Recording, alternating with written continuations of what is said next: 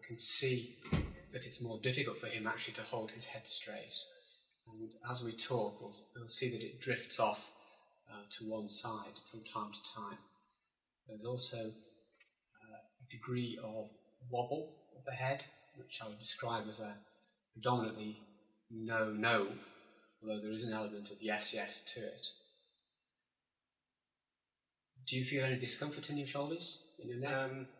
Yes, a bit of strain in these muscles. Is it worse on one side than on the other? Possibly this side, marginally, but not very noticeable. Are there any things you can do that help to control the head? I try to relax my muscles as much as possible. Do you ever hold it with your hand? I often hold it with my hand and show me how. I usually just put my hand to my chin. And that helps. All this way. Does it matter which hand you use? No. Just with the hand there, can you hold the head straighter? A little, yeah. It helps a little. Now, can you turn your head to look to your left? Now look to your right. Is it easier one way or the other? It's certainly easier to the left. Easier to the left, okay. It certainly looks easier to the left. Do it again to the left. And the wobble tends to settle down, doesn't it? It does. And now look to the right. And that brings the wobble out and makes it more prominent. Look straight again now. Head right back. And right forwards. Okay, tip your ear over to your shoulder. Look straight at me now. Try and tip your ear over to your shoulder. And now the other way. It's quite difficult to go tipping your head to the left.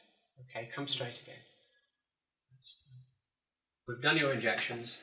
We've gone over the score sheet again, and you're going to do that for me. Now I'm going to inject first the right sternomastoid, which is just here. So can you put your left hand on your chin?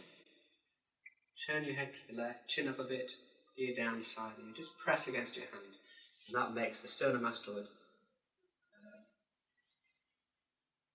fill out. It's easier to see and to feel. It's quite a big bulky muscle here. And I'm going to give him the dose I usually give to the sternomastoid in him, which is 200 units in 2 separate injections. So I can pin the sternomastoid between my fingers and pop the needle in fairly high up. Now relax a moment, relax your hand, let the muscle relax a bit, it makes it easier to inject. Put in 100 units.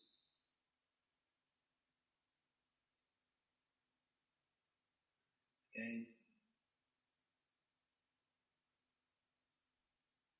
Okay, relax now. Now, splenius capitis on this side is just behind sternomastoid, so we can use the same manoeuvre. Put your hand back up there now. Turn the head to the left, chin up and ear down.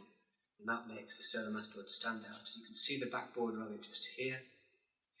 And I'm going to inject just behind the back border, just below the base of the skull,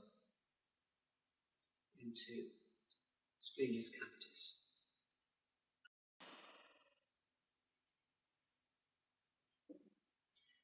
Okay.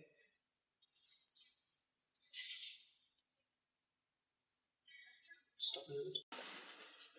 I will do the splenius capitis on the left.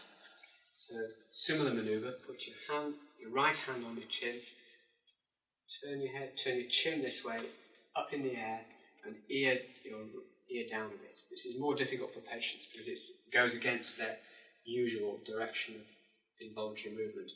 And it's often much harder to make the sternomastoid stand out. As here, I can just feel it, but it's quite difficult.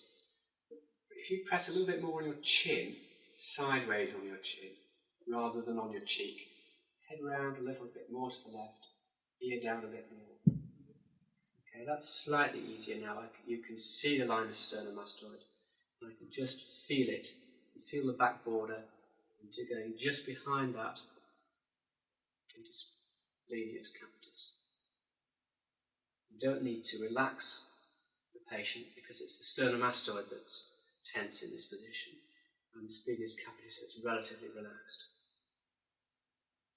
Good. Okay.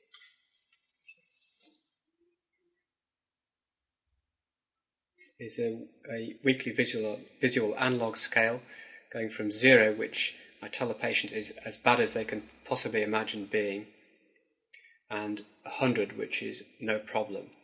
And I mark with an arrow the point at which the patient feels is the worst that they have ever been, and with a circle their current state. There are some questions to answer over the first few weeks and in the last week or two to show how soon the patient feels that the toxin has taken effect, and how long it's been lasting, how long it has been wearing off, and so on.